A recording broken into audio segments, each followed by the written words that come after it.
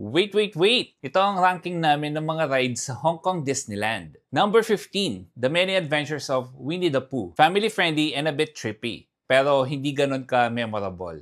Number 14, Dumbo the Flying Elephant. Para siyang carousel pero nasa ere and pwede mong i-control yung taas ng sasakyan mo kaya fun pa rin. Number 13, Jungle River Cruise. May realistic na animatronic wildlife and may thrill pa rin naman, pero kere lang. Number 12, It's a Small World. Nakakasaya ng puso lalo na ang Asian segment and yung Pilipinas na part and nakaka-LSS ang kanta. Number 11, Ant-Man and the Wasp, Nano Battle. It's a shooting dark ride pero hindi ito wild.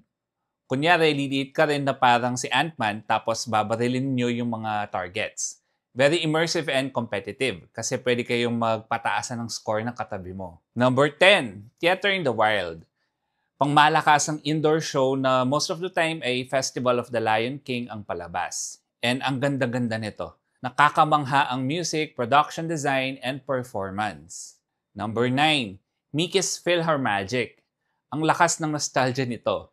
Every time nasa Disneyland kami, pinapanood namin itong 4D show na to featuring Donald Duck na ito-try ma-retrieve ang magic hat ni Mickey and mamimit niya ang mga iconic Disney characters along the way. Number 8, Iron Man Experience. Isa pa tong 4D show pero nasa motion simulator ride ka.